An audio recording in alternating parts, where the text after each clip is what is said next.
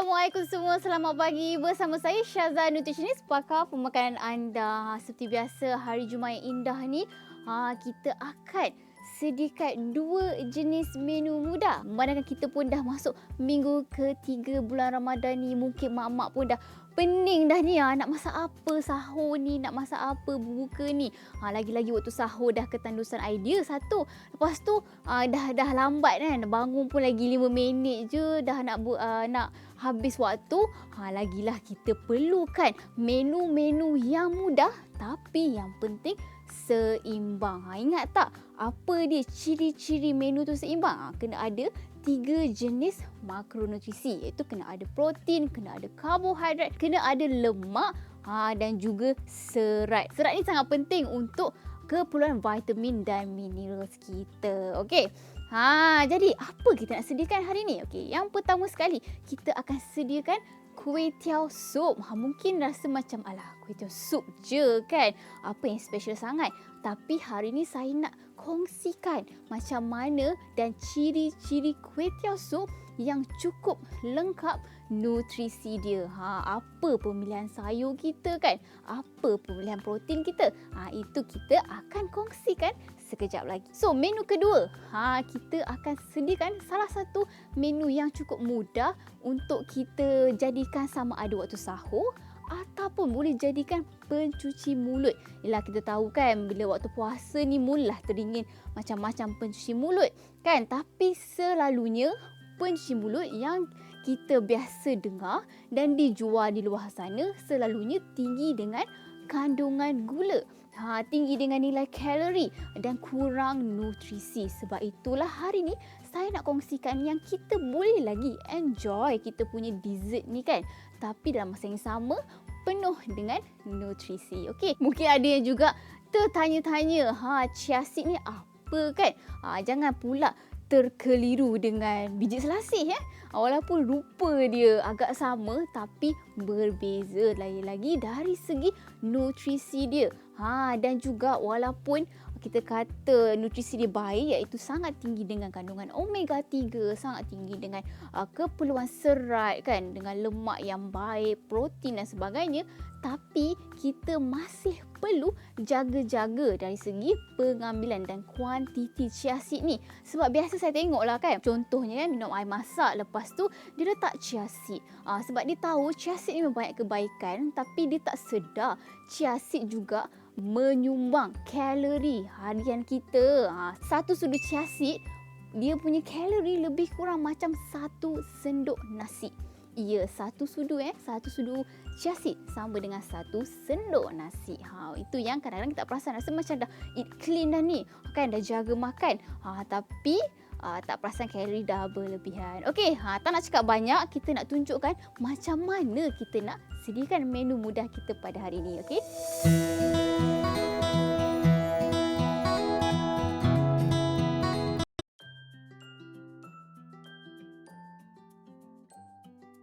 Hari ini saya nak tunjukkan satu jenis resepi yang memang mudah dan pastinya seimbang. Apa dia? Iaitu kuih tiaw sup. Mungkinlah before this kan, sebelum ni biasa dah kuih tiaw sup tapi tak tahu apa yang kita perlu letak untuk pastikan menu kita ni seimbang. Bila kita cakap tentang seimbang, apa yang perlu ada? Pastikan ada 3 jenis makronutrisi, iaitu kena ada karbohidrat, kena ada protein, kena ada lemak dan juga serat. Jadi apa karbohidrat kita pada hari ini? Mestilah dah nama pun kuih tiaw sup, mestilah kita kena ada kuih tiaw. Sebenarnya tak kisahlah nak ambil kuih tiaw ke bihun ke, tak ada masalah, ikut masing-masing punya cita rasa. Tapi lebih baiklah pilihan kuih tiaw bihun daripada mi, sebabkan glycemic index dia agak rendah dan karbohidrat pun agak rendah berbanding dengan mi kuning sebagai contoh. Kalau kuih tiaw ni berapa banyak kita perlu ambil? Untuk seorang makan kita boleh ambil dalam satu mangkuk lah, ataupun bersama dengan 2 cawan. Rasa-rasanya memang dah cukup kenyang dah ni. Lagi-lagi kita makan pula dengan serat yang mencukupi. Seterusnya, tak lengkap lah kalau tak ada apa? Protein. Okey, kita pilih protein kita hari ni ialah bahagian dada. Macam biasalah, saya rasa kalau siapa yang memang follow setiap episod tahu dah lah kenapa saya pilih bahagian dada. Sebab bahagian dada ni dia punya kandungan protein memang tinggi dan juga lemak dia rendah. Jadi pilihan yang baiklah antara yang lain dan semestinya lagi sesuai lah untuk kita makan dengan kita punya menu hari ni, iaitu kuih tiaw sup. Okey. Apa lagi kita perlukan? Ingat kita perlukan lemak. Lemak ni ikutlah masing-masing punya cita rasa. Tak perlu banyak-banyak untuk minyak ni. Cukuplah 1 hingga 2 sudu sahaja untuk menumis. Ada yang tanya saya, nak guna minyak apa puan? Okey, ini bergantung pada individu. Kalau boleh, pilihlah minyak zaitun. Tapi kalau tak boleh minyak kelapa sawit pun tak ada masalah. Masing-masing ada khasiat yang tersendiri. Cuma minyak zaitun ni dikaya dengan lemak tidak tepung. Itu mono tidak tepung, antara lemak yang paling baik sebenarnya. Antara minyak yang paling baik di dunia. Okey. Dan seterusnya sayur. Cantik, segar, hijau kita punya sayur hari ni. Okey, saya pilih sawi. Ada setengah orang tak suka sawi. Dia lebih suka sayur yang lain. Tak ada masalah, boleh juga. Cuma apa yang saya nak tekankan, sawi ni antara sayur yang tinggi dengan vitamin C dan juga vitamin K. Mungkin nampak macam betul ke vitamin C kan? Tapi sawi pun antara sayuran yang tinggi dengan vitamin C. Bila cakap pasal vitamin C, mestilah orang tahulah vitamin C ni sangat penting untuk tingkatkan imunisasi badan kita. Sebab kan dia tinggi dengan vitamin K, mereka yang mungkin adalah ayah-ayah kita kan yang ambil ubat cair darah kan, tak berapa sesuai lah ambil sayuran yang tinggi dengan vitamin K. Okey, kita punya sumber apa? Bila warna oranye mesti kena ingat apa? Beta carotene. Beta carotene ni adalah vitamin A lah yang bagus untuk mata. Kan anak-anak lah lagi-lagi sekarang ni lah, bukan anak je lah, kita pun sama lah kan. Memang tengok handphone lah, tengok TV ke apa, memang terdedah dengan cahaya biru ataupun blue light. So sangat penting lah untuk kita jaga penglihatan kita. Itu kita kena pastikan cukup pengambilan vitamin A. Okey, nampak macam banyak tapi sebenarnya sangat mudah untuk sediakan. Tak payah nak susah-susah sangat pun. Okey, and then tauge. Tauge ni pun kaya dengan fiber. Dia pun antara sayuran yang dia buat daripada kacang kan. Jadi dia juga mengandungi sedikit protein. Boleh lagi menambahkanlah nilai protein dalam hidangan kita. So, seterusnya kita ada tomato. Okey, tomato ni adalah sejenis sayur-sayuran yang mengandungi lycopene. Lycopene ni memang bagus untuk kulit, untuk rambut, untuk kuku. Okey, and then yang menariknya, ingat tak, tomato ni antara sayuran yang kita panggil dia mengandungi perisa umami yang tersendiri, iaitu MSG, semula jadi. Apa yang menarik lagi, tomato ni kita masak lagi lama, lagi tinggi lycopene berbanding dengan sayuran lain. Kita tak boleh masak lama-lama. Kalau dia layu nanti kurang vitamin B dia, tapi berbeza dengan tomato, lagi kita masak lagi tinggi kandungan lycopene dia. Okey, dan seterusnya tak sahlah kalau tak masak tak ada bahan tumisan kita, iaitu bawang putih dan juga bawang merah. Ini pun sangat pentinglah satu untuk masakan kita, tapi secara tak langsung bawang putih pun dia dapat meningkatkan imunisasi disebabkan dia mengandungi antibacterial properties di dalamnya yang membantulah kalau kita jangan tak sihat ke apa kan. Biasalah mesti petu orang lama tu bawang putih ni memang membantu. Okey, dan last sekali, tak complete lah kalau tak ada kita punya stok ayam. Okey, lagi baik stok ayam ni kita buat sendiri. Okey, stok ayam ni sebenarnya dapat juga meningkatkan imunisasi badan kita. Kenapa saya asyik cakap pasal imunisasi je kan? Sebabkan kita ni dalam situasi pandemik, COVID-19 memang sangat penting untuk kita tingkatkan imunisasi badan kita, lagi-lagi dengan pengambilan vitamin C, vitamin dan minerals yang mencukupi dalam diet harian. Okey?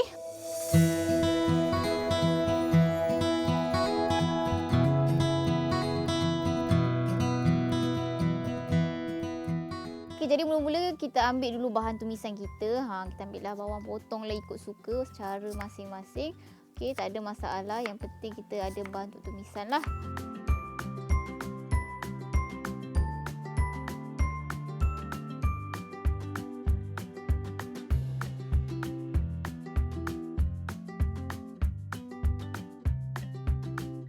Dan kemudian kita ambil pula kita punya sayur. Tak kisahlah sayur ni pun ikut cerita rasa masing-masing. Saya senang sekali harum je saya nak potong ni.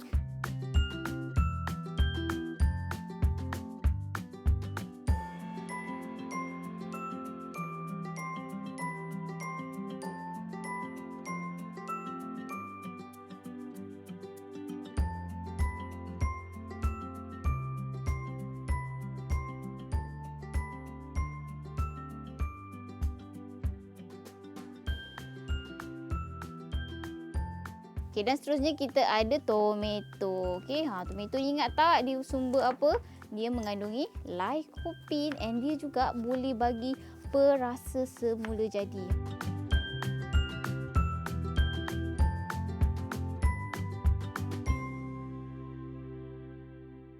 Lepas habis potong tu, kita celur dulu kuih tiaw kita. Okey, better celur dululah. Dia orang kata, boleh tak saya masuk terus dalam sup? Sebenarnya lagi elok lah. And then dia punya rasa pun lagi sedap kalau kita celur terlebih dahulu. Okey, lepas tu kita tumis pula kita punya bahan tumisan lah, iaitu bawang merah, bawang putih kita. Okey, dah sampai naik bau agak-agak dia dah macam warna golden tu. Lepas tu kita masukkan pula kita punya carrot, bagi dia lembut sikit lah carrot kita, supaya senang lah nak dimakan kan. Lepas tu stok ayam, kita tak tambah air, ikut juga cita rasa masing-masing, tapi selalunya saya just guna stok ayam je lah. Lagi baik kalau homemade dia, bukan yang instant punya. Okey, lepas tu kita masukkan pula stok kita punya tomato, lepas tu kita punya toge, kita punya ayam ya. Okey, last kali ingat tak? Barulah kita masukkan sayur kita. Okey, tak perlu lama-lama lah. Agak-agak dia dah macam dah masak tu, kita boleh tutup api dah dan hidangkan. Okey, macam mana rupa dah siap ni? Nak tahu? Okey, jom kita tengok. Jadi siaplah sudah kita punya kuih tiaw sup. Memang sangat mudah, yang pastinya seimbang. Ada karbo, fat, ada protein dan juga serat. Serat kita yang pastinya berwarna-warni. Ingat tak? Lagi berwarna-warni, lagi bagus. Sangat sesuai untuk dihidangkan bukan sahaja waktu sahur, tapi juga waktu berbuka. Okey, dari segi kalori, lebih kurang dalam 400 hingga 450 kalori sahaja. Memang cukup mengenyangkan. Okey, jadi jangan ke mana-mana sebab selepas ni kita nak cuba hidangkan pula kita punya menu yang kedua.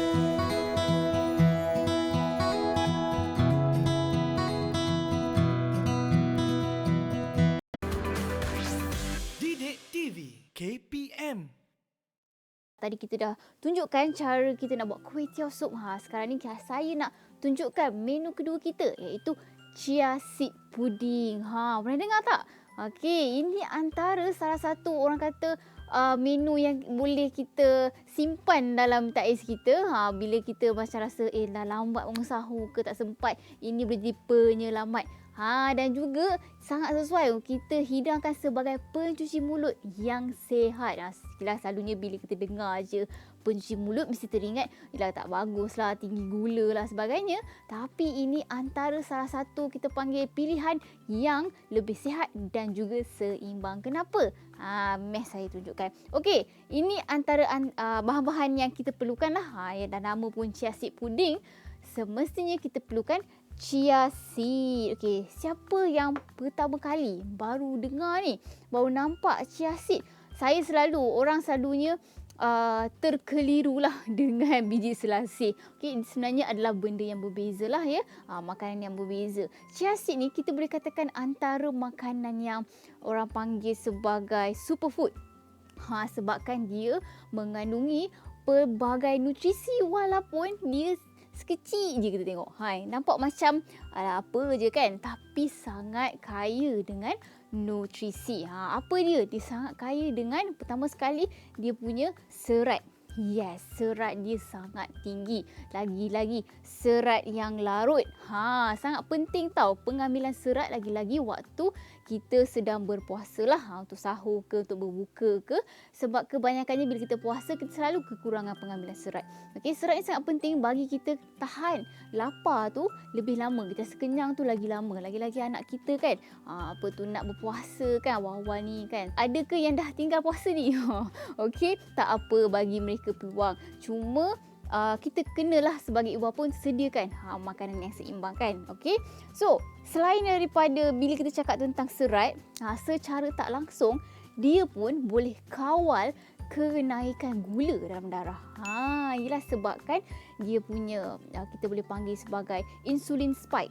Dia dapat lambatkan insulin spike. Sebab selalunya makanan yang tinggi dengan gula ni akan menyebabkan insulin kita naik mencanak macam tu. Kita tak nak macam tu. Sebab selalunya makanan-makanan yang terlalu manis, yang tinggi, yang boleh menyebabkan insulin spike ni akan menyebabkan kita rasa lapar dengan lebih cepat. Itu berbeza dengan chia seed ni.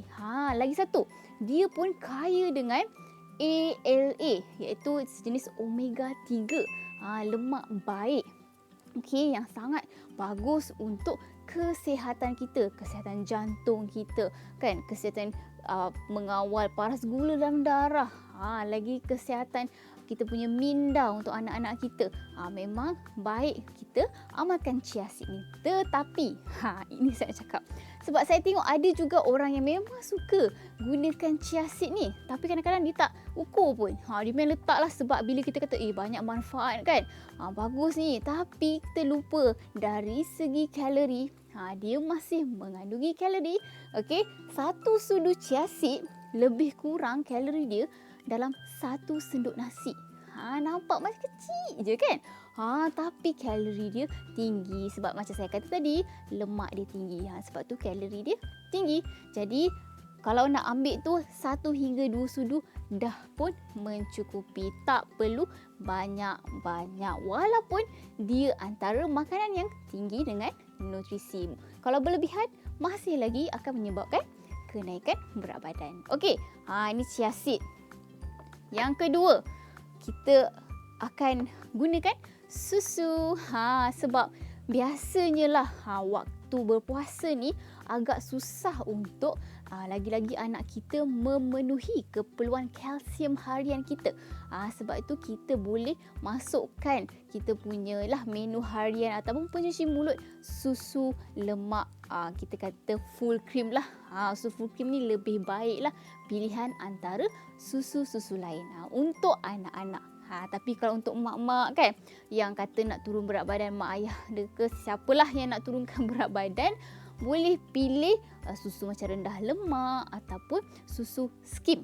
Sebab kandungan kalori dan lemak dia kurang sedikit berbanding susu segar dan juga susu penuh krim. Dan yang last sekali, kita perlukan buah-buahan pilihan lah masing-masing. Hari ni saya gunakan mangga sebab dalam tengah musim ni kan, saya gunakan mangga lah. Bila kita tengok warna kuning je, mesti kita tahu apa dia. Tinggi dengan kandungan vitamin C. Sangat penting untuk imunisasi badan kita. Okey, so kita dah ada protein. Walaupun kita boleh katakan ni jadikan snack, tapi lengkap kita punya snack ni. Ada serat, ada lemak, ada protein, ada karbo. Semua cukup lengkap. Okey, so ada semua. Yang penting kalsium pun ada juga daripada susu kita.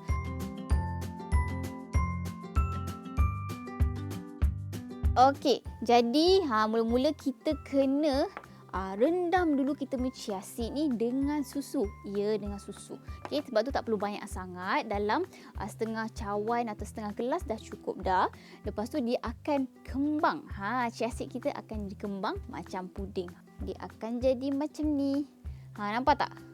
dia jadi puding dah. Lagi bagus sebenarnya kita boleh sejukkan. Kita tinggalkan maybe dalam 30 minit ke atas, dia pun dah boleh jadi puding macam ni. Tak payah nak susah kan. Just rendam je dah jadi puding dah. Puding yang orang kata penuh dengan nutrisi. Seterusnya macam mana?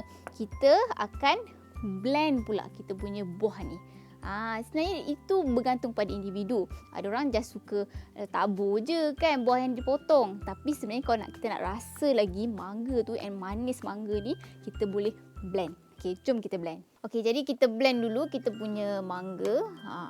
Okey, ada yang kata berapa banyak puan nak kena ambil mangga ni? Cukup dalam setengah biji saja untuk seorang makan. Okey. So kita letak mangga kita.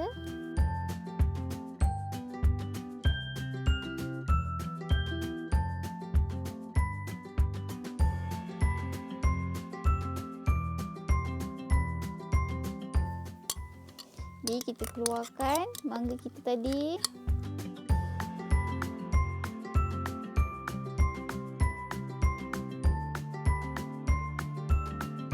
Okey. Lepas tu kita ambil lah cawan kita kan.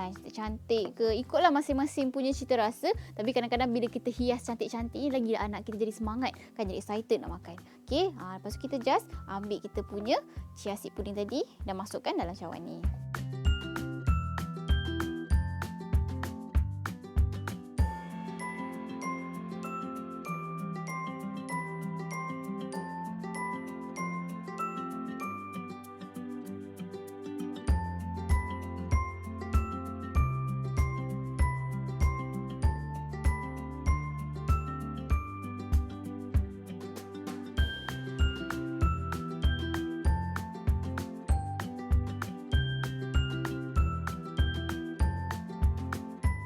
Okey, jadi siaplah sudah kita punya chia seed pudding. Sangat mudah untuk kita sediakan. Mungkin ada yang tanya saya, kalau saya nak guna buah lain ke, tambah buah lain ke, tak apa ke? Boleh, cuma kita kurangkan portion mangga tadi. Kalau boleh jangan berlebihan lah. Banyak-banyak buah pun jadi terlebih kalori. So, pun perlu jaga kuantiti buah kita. Okey, dari segi kalori berapa ni? Dari segi kalori lebih kurang dalam 200 kalori. Sangat sesuai untuk kita jadikan pencuci mulut. Okey, jadi siaplah sudah kedua menu mudah kita pada hari ini. Jangan lupa cuba dan tag saya, Syazah Nutritionist, di Instagram dan juga Facebook. Moga-moga dapat lagi manfaat buat mereka di luar sana. Okey, jumpa lagi pada episod akan datang dengan menu mudah yang berbeza. Sangat sesuai untuk kita yang sedang fikirkan kan, nak masak apa bulan puasa ni.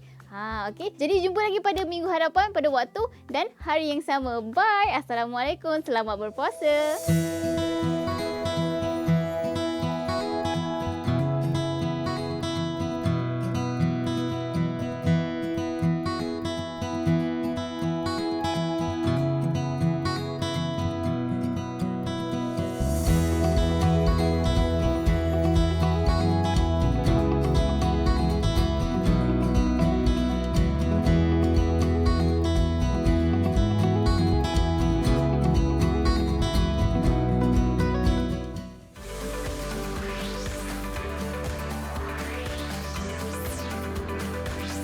Didik TV KPM